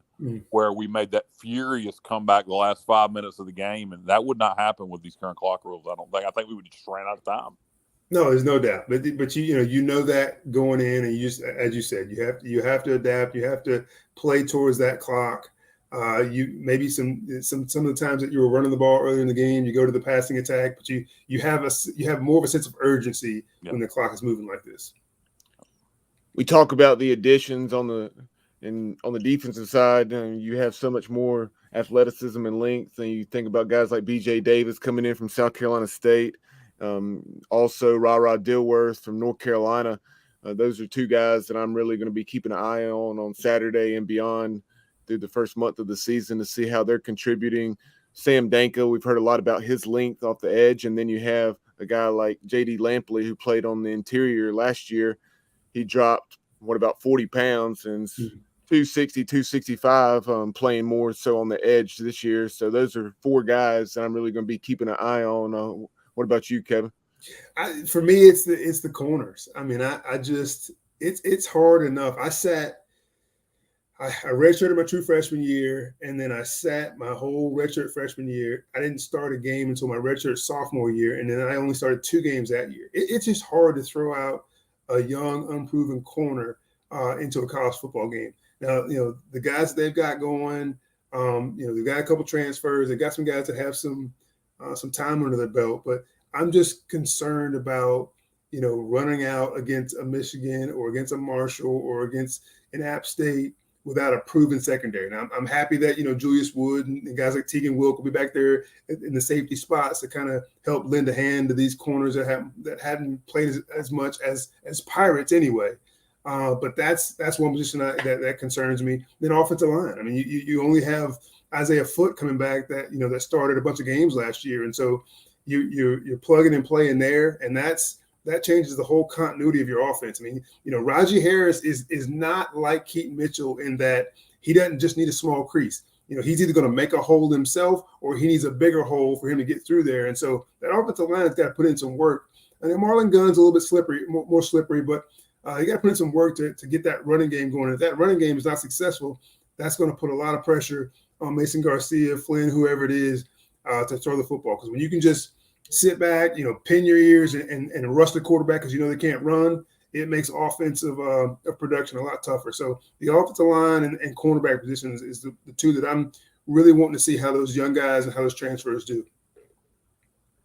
Yeah, no doubt. I think the angle I was just saying more so just because of not necessarily my concerns, but just those guys and what we've heard about them during preseason camp. But yes, undoubtedly the offensive line, and then like you mentioned, with the inexperience at corner. Although I do believe there's a significant amount of talent there, it will be interesting to see early if maybe Michigan goes play action and takes a deep shot on the first play or two.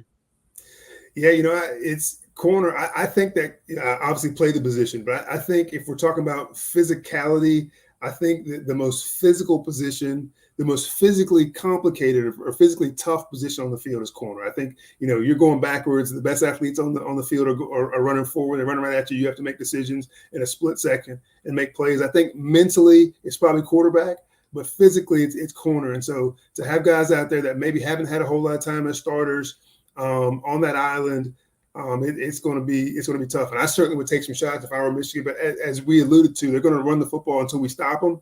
And if that's never, they're going to keep running it. But every now and then they're going to take a shot. So we've got to be ready back there in the back end. Michigan 2 starting safeties out. Of course, their backups are 5 stars. Yeah. If you're calling play, well, I won't even ask you what you would do. I'm going to ask you what you think Donnie Kirkpatrick and Mike Houston will do. Mason, we assume, is going to get the start. You're probably going to see both QBs. If you were running the show, and would Mason Garcia, supposedly haven't really had much chance to see him. He got all the physical ability in the world, but maybe between the ears he can get rattled. If you're playing Michigan, are you ultra conservative in his first start to make sure he, doesn't, or try to make sure he doesn't get too rattled? Or do you tell him, hey, Mason, this is Michigan. You're not going to play anybody better than this probably your whole career. If you go out there and throw a pick, you throw a pick. Just go out there and play ball and see what you can do. How would you approach that if you were, or how do you think they'll approach it? Well, so I think that Mike Houston is a really good coach. I don't think there's any argument there. Donnie Kirkpatrick has called some great games over the years. He's taken his criticism at time. I think that if I were them, I think this is Mason Garcia's team to lose, right? I think you name him the starter right away because he came in such highly touted. He's bided his time. Most other guys in his situation probably would have transferred, but he's hung around. He's learned a lot. You give him the opportunity to go win it or lose it. And so you give him 2 games, and if he shows he can't do it, then you bring in Flint. But I don't, they've obviously not handled it that way. And I'm nervous that because he's waited his time and they still haven't given him that nod, that maybe his confidence is probably not where it would be had they said from day one, this is your team.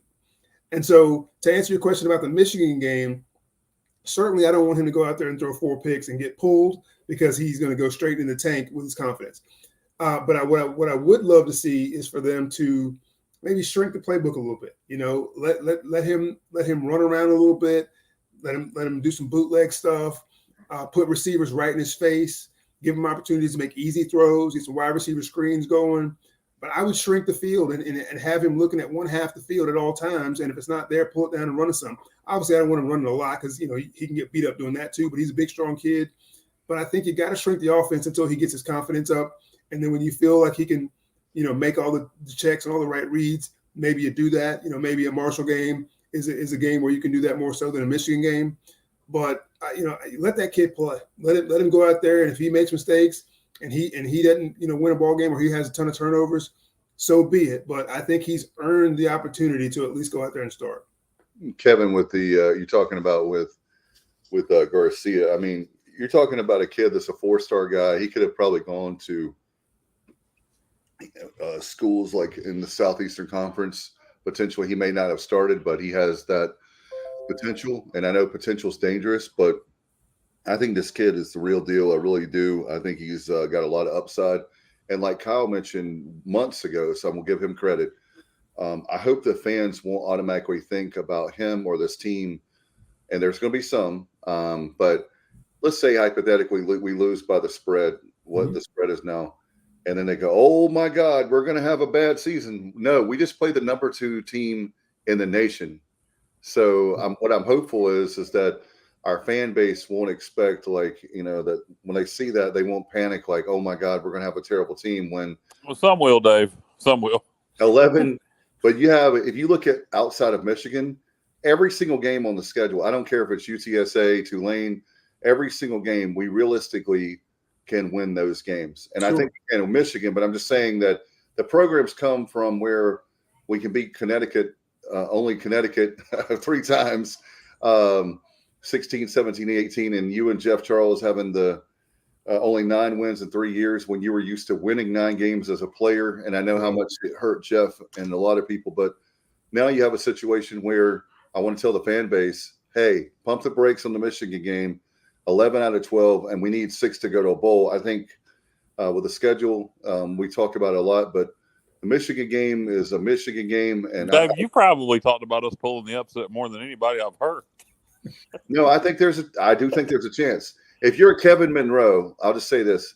If you're a Kevin Monroe, you guys in the 90s, and I heard about this with one of your teammates, Jeff Carr, and he said he told another one of our friends, said, hey, when we went on the field, we expected to win every single game. Absolutely. And if you don't have that mentality, there's no reason to go to Ann Arbor. Oh, the boys better have that mentality. If they don't, they're going to. It will be that beat writer that said Eastern Carolina yesterday, and we're going to lose 61-7. It'll be 61-7 if you don't think you can win the game.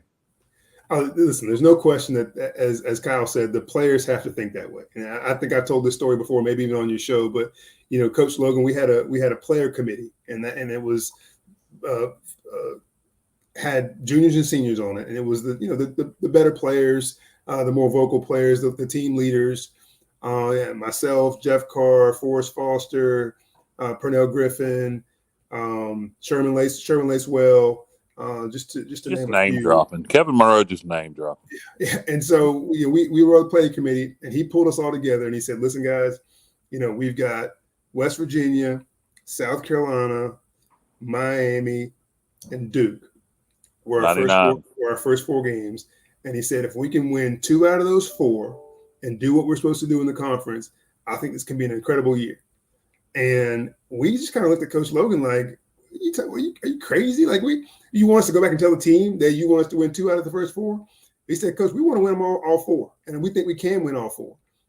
And so that was the mentality we had. And of course, we did win all 4. That 5th game, I think, was Army. We were 5-0, ranked in the top 20. We had ESPN coming down talking to us, and it was a crazy start to that season. And then Southern Miss came to town. Up 17 and still found a way to lose that game. That one still keeps me up at night.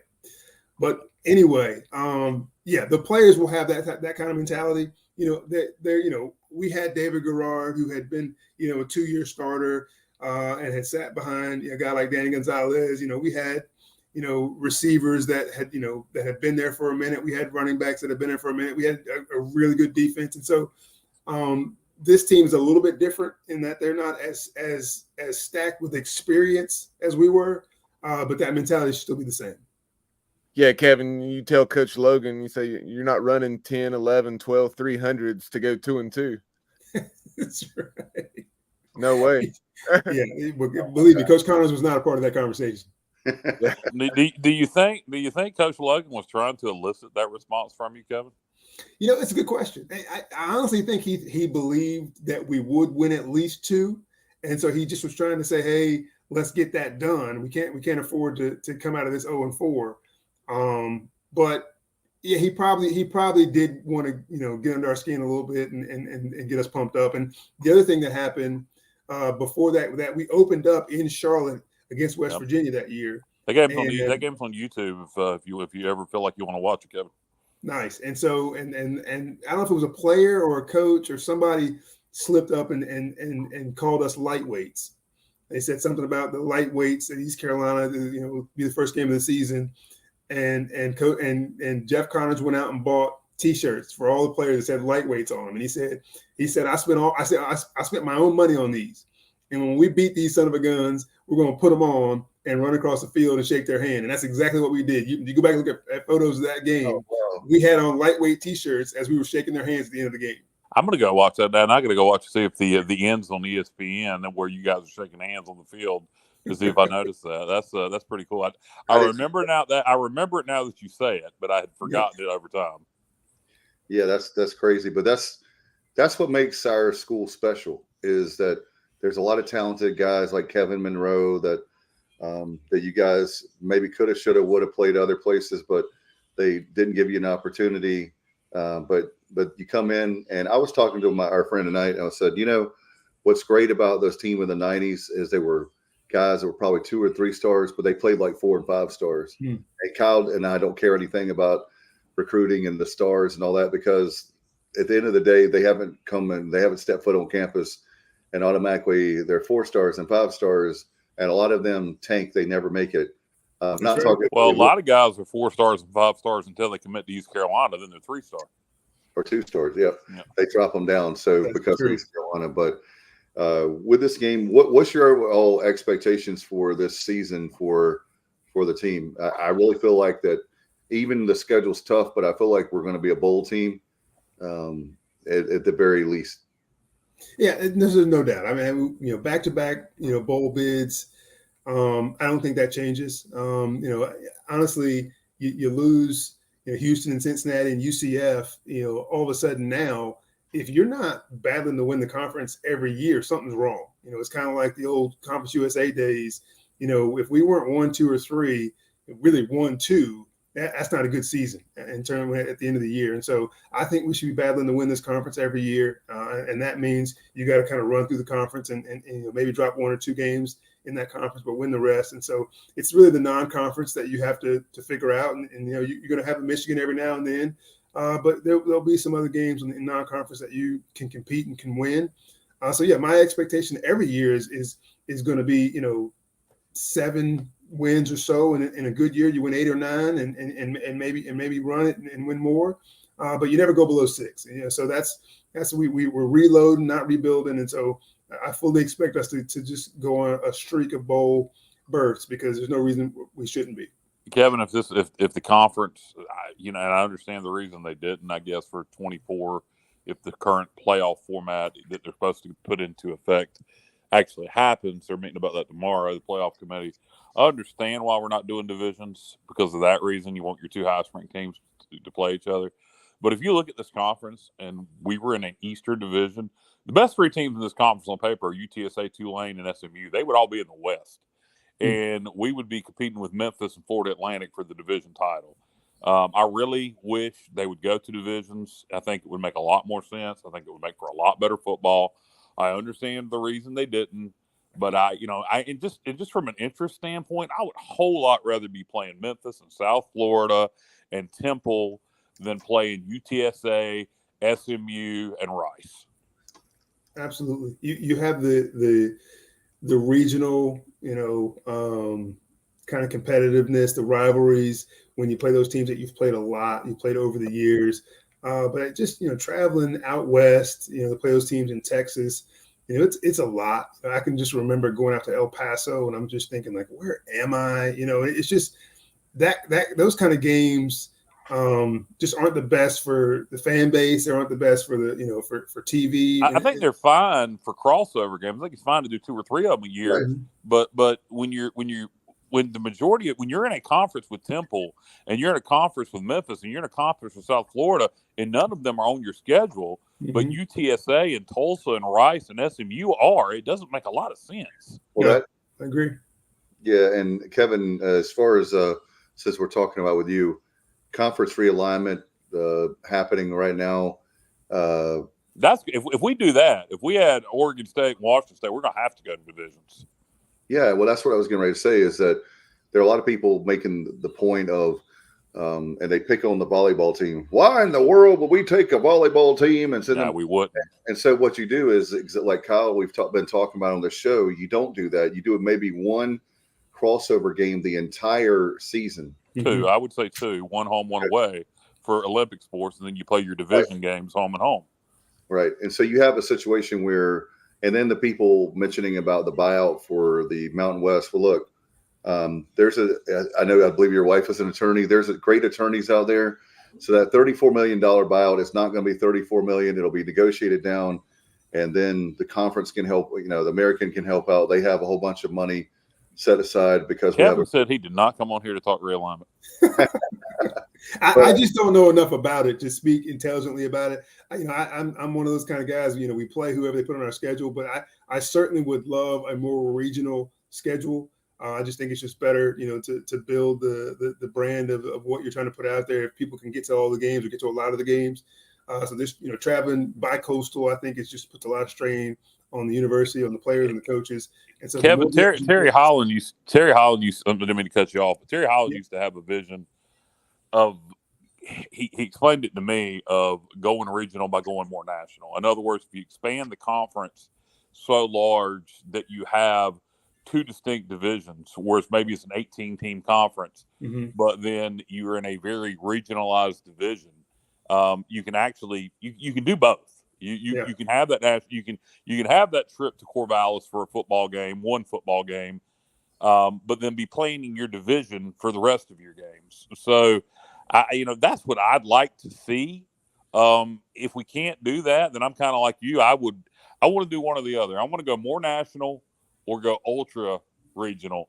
I'd rather if we can't make this thing happen with Oregon State and Washington State, if it don't work out, then I would just soon be in the Sun Belt. And I think that's maybe what you were alluding to.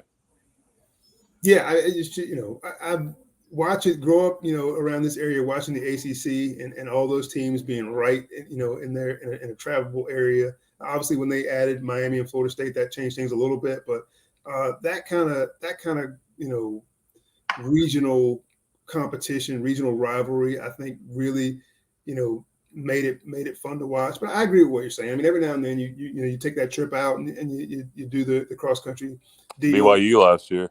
Just don't do it all. Just don't do it all the time. I agree with you wholeheartedly. So, as far as your son's high school team, can you talk a little bit about that before we let you go? I know you've been generous with your time tonight.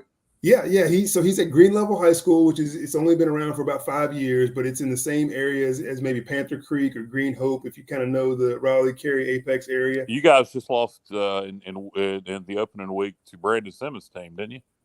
No. So Brandon Simmons is at Southeast Raleigh. We haven't played them yet. They're actually not on our schedule, but he's at Southeast Raleigh. We beat South Granville. Play week one? I'm sorry. Go ahead. Yeah, we beat South Granville in week 1, and then we lost week 2 to Willow Springs, who's a Fuquay team, one of the newer schools in Fuquay, and we lost 32-29. Probably should have won that game, but he's doing well. He started at wide receiver. I think he had 4 catches in game 1, 3 catches in game 2. He scored his first touchdown in game 1. He was about 6 inches short of a touchdown in game 2. He got hit at the 3 and extended the ball out. I think it hit the goal line, but they marked him down.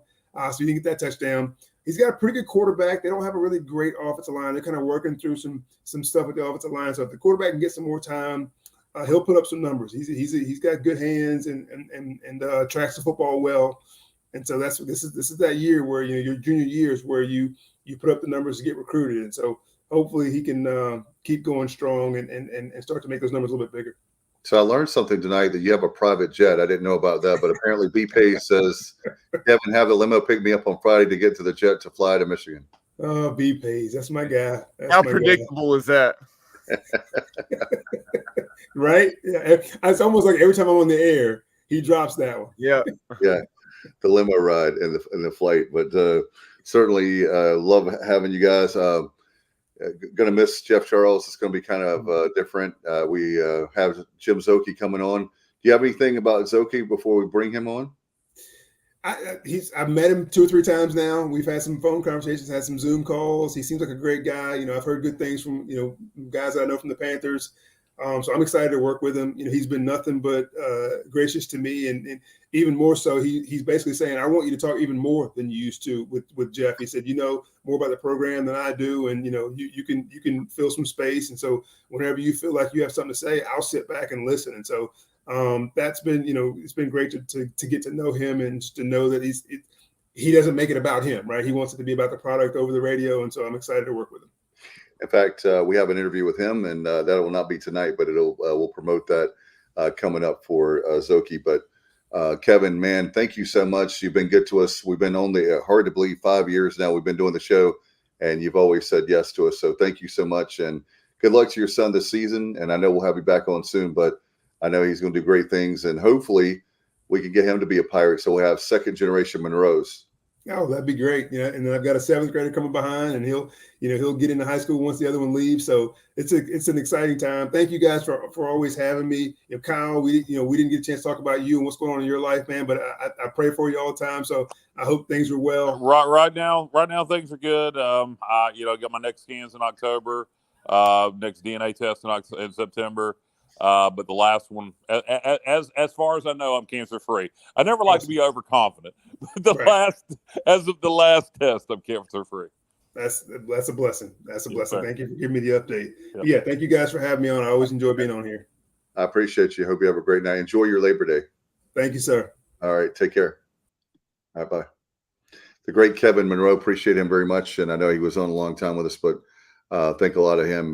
One of the greats, and appreciate him. Maybe one day we can have him in the East Carolina Hall of Fame. He's in our Hall of Fame for sure, as he's been with us for about 5 years now, coming on the show. So appreciate you, Kevin Monroe, very, very much. Kyle, do you have anything? I know that you and I, we've been waiting and waiting and waiting. Will they ever decide who's going to be in the ACC and not in the ACC? Well, I was supposed to have this meeting. They were supposed to have a meeting last night, actually. Yeah.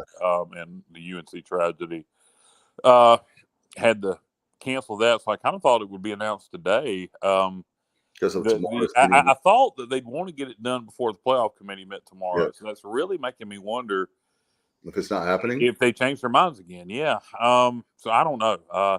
If it doesn't happen, then I think things are going to get crazy, because I think Stanford, they're like a toddler that you told they can't have a toy. They're going to, at that point, they're going to try to reform the Pac-12 in some way, shape, or form. So if they do get told no, it'll be interesting to see what happens. If they get in, and Cal, if SMU doesn't get in, I am almost 100% sure Washington State, Oregon State, and probably 2 from the Mountain West join the American.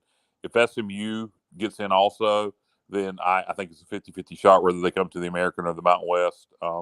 One thing I did think about with that, and then we'll get off of here. Yep.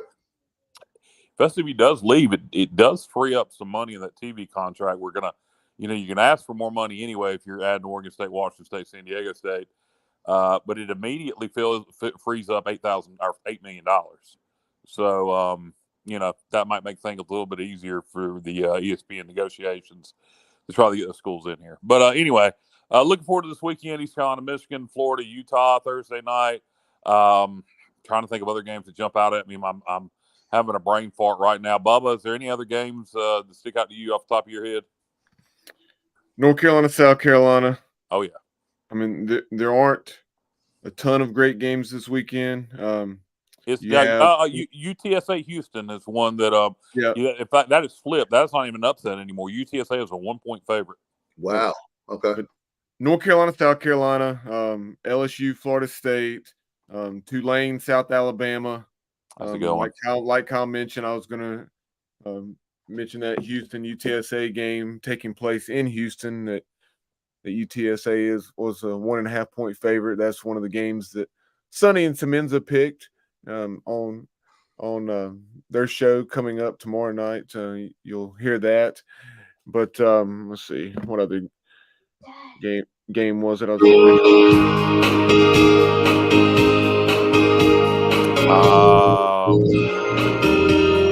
what in the world is going on? Dave's trying to get us copyright. Well, I know that was that End of the Innocence by Joe Walsh.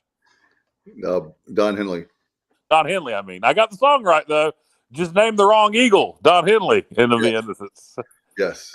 But the other game that I'm really interested to see how it goes. It'll be going on the same time as the Pirates are playing to DVR it, and that is number 17 TCU hosting Coach Prime and the Colorado Buffaloes. There'll be no need to DVR that.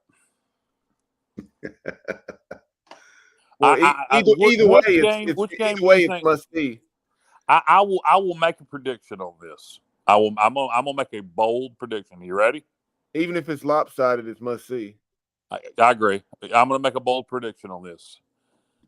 I'm gonna make a bold prediction. All right. I'm gonna make this prediction. We will lose to Michigan, but TCU will beat Colorado worse than Michigan beats us. Oh wow. Okay. That's my bold prediction right there. Now watch Colorado win the game. Coach Prime. How about Pace says Duke Clemson? Yeah, it's an interesting one. Is can Duke continue what they did last year? Without a flash in the pan, or can they build on it? So that is an interesting game. Duke Clemson. Who does Marshall play this weekend, guys? Well, we're playing Michigan.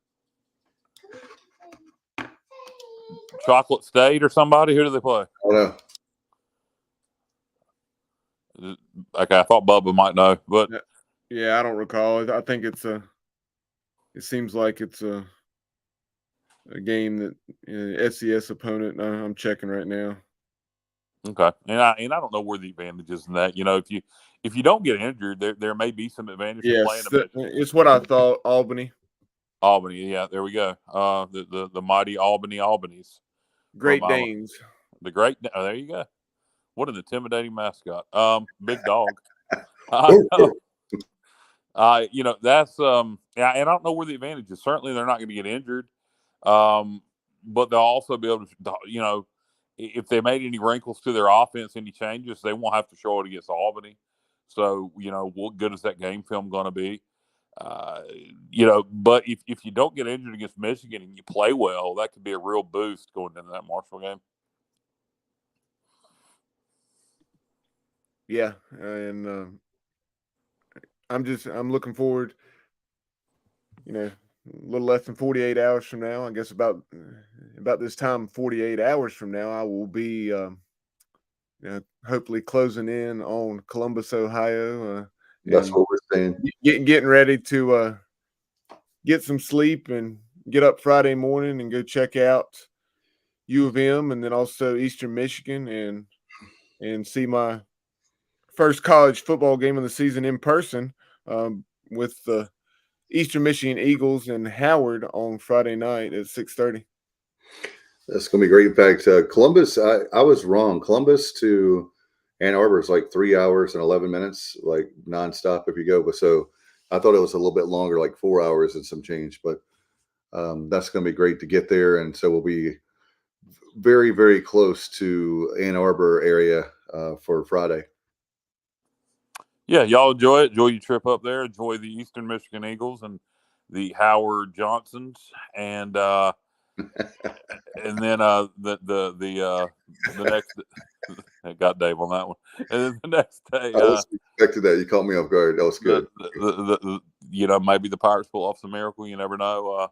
In the Big House, hope everybody that makes the trip enjoys it. I'll be watching it on Peacock and enjoying the rest of the games after that, and. Really, honestly, just to be honest, for full disclosure, and I'll wrap up whatever I have to say. I'm ready to get this one over with and move on to Marshall. Hey, by the way, if it does happen, Bubba, can we do a prop bet? How quickly will Kyle from LaGrange call Bubba and I, like have a conference call right after the game? I told Jessica we're going to Greenville. I'm going to tear down the goalpost at Dowdy Ficklen Stadium if we upset Michigan. I don't blame you. Definitely actually, you could be a reporter there at the airport, right? Yeah, I'm gonna make the call now. Yeah, everybody listening and watching to the podcast, all the students out there, if we upset Michigan, meet me at Dowdy Ficklen. We're tearing down the goalpost. Oh man, John Gilbert's gonna have security galore because it's gonna happen. Hey, you know what? He ain't gonna care. We upset Michigan. He ain't gonna care. That's true. If I remember correctly, they did that at App State when they upset Michigan. They tore down the goalpost at the Rock. And Bubba, is that right? Am I remembering that right? You are. Put it in the duck pond. Yep, I say we do the same thing. Oh, wow. So we're going to have a lot of fun. We've got a lot of, by the way, guys, before we get out of here, we've got a lot of great programming, and then we'll get out of here to promote. In fact, I know, Kyle, you and Bubba did a great job Tommy Bowden. That's a great new show that we have. It's called The Coach's Kid. And if you haven't had a chance, check it out. I've been listening to it. I haven't listened to all of it yet, but what a great show. Great concept by Bubba and Kyle. And can you guys tell about what that? It's obviously very. I guess it speaks for itself, right? The name of the Yeah, show. I had the idea of doing a show where you interview the children, son or daughter of a successful head coach, and kind of get their perspective on their father. And first episode, we had Tommy Bowden, former head coach Clemson, Tulane, talked about his daddy Bobby, and Bubba's done a great job. My idea, but Bubba does the legwork. Bubba's done a great job lining up guests. We just filmed our second episode tonight that will air next Monday. Got a little editing to do on that one first, but it was with Kate Holland. What's her last name? Her married name, Bubba? I'm sorry. Sorry, I was stepped away for a moment. And, yeah, Kate Holland Banyard. Yeah, we interviewed her tonight. That'll be episode 2. The daughter of Terry Holland. I have a request. And that'll air next Monday. Baynard. Sorry. Yes, correct. And that's Terry Holland's daughter. That'll air next Monday. And that was a good interview. Things that didn't go as smooth as Tommy Bowden, but I think from a pure emotion and a raw standpoint, I loved it. I loved that interview. I hope you guys enjoy it next Monday when we put it out. It's good to confirm what you thought of someone from your public interactions, and it's good to find out that man was even more than what you thought he was after talking to his daughter. And by the way, guys, I have a request for this show. I just thought about it. How about, he's been on our show. He's a guest that we can definitely get on. Jay Paterno for Joe Paterno. Yeah, we've already thought about that. Oh yeah, he's already been reached out to. Okay, all right, cool. Well, but something I found very interesting that Kate Holland and what Kate said is just the way that she and Coach Krzyzewski's daughters and then other ACC coaches' daughters really bonded together because they understood how difficult the lifestyle could be, and when they would play, that what Kyle, she told a story about them going sledding or something. Yeah, sledding up in Charlottesville there when they'd come up for a game, I guess during cold weather and snow, going sledding with Coach Krzyzewski's daughter, and a lot of interesting things, man. That interview is going to be very good next Monday. There was one thing shocking that it sounded like there was at one point maybe a mob hit to put out on Terry Holland, and that stay tuned for that Monday. Maybe I'm over exaggerating that just a little bit, but that's what you do. Nice when you tease. So yeah, check that out next Monday. She had a lot of interest. I thought it was great. I hope everybody else enjoyed it as much as I did. I could have talked to her for another hour. All right. Another upcoming is Ted Pardee, son of Jack Pardee, and we've obviously had Ted on the show numerous times and to preview the Houston Cougars. And he has a son who's a walk-on quarterback, I believe, at TCU. But may have him on the show and talking about this weekend's games with Houston UTSA and TCU Colorado, but also in the near future to talk about growing up the son of an NFL coach, like he did with Jack Pardee. Yeah, and if you do, like Dave put in, or mentioned Jay Paterno, if any of the listeners have any ideas or of some head coaches, doesn't have to be college, pro, could be Major League Baseball managers.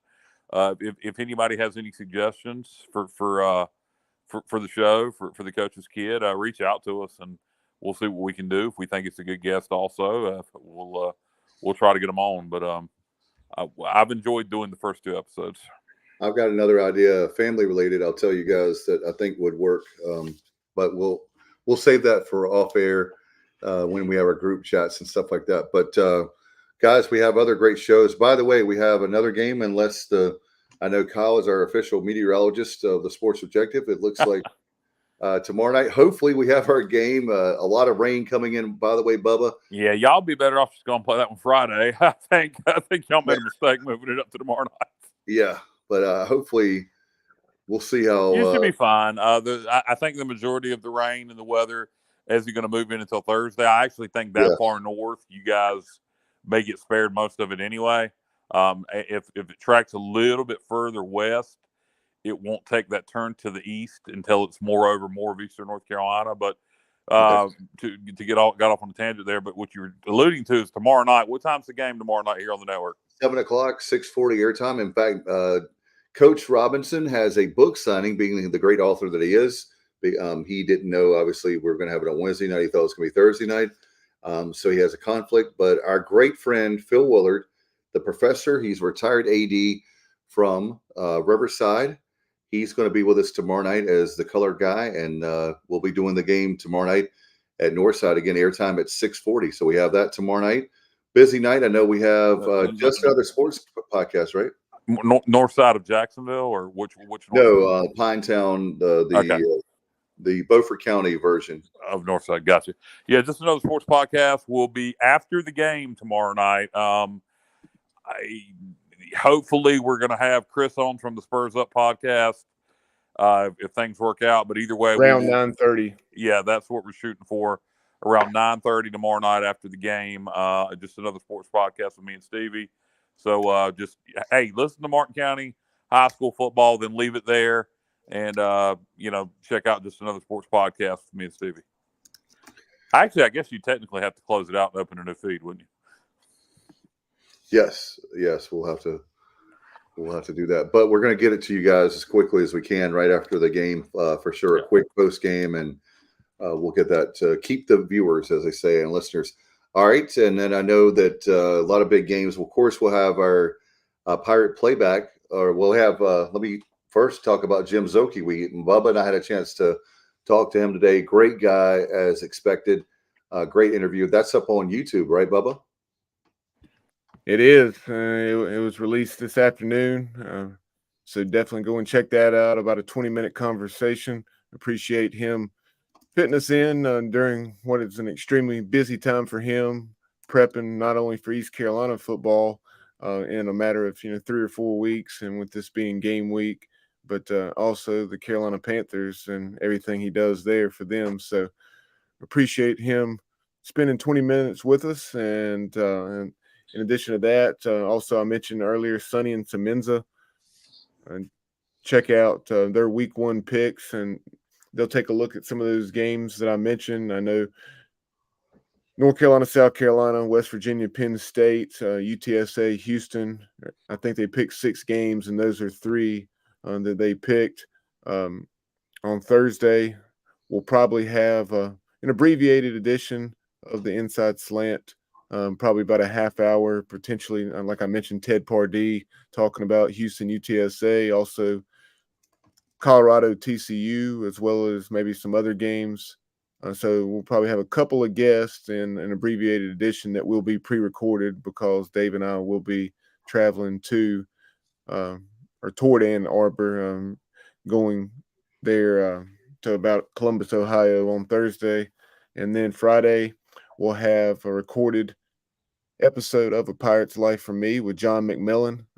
John is a college friend of my dad's, and he's someone that began his career at the Citadel after playing high school ball at Greensboro Page.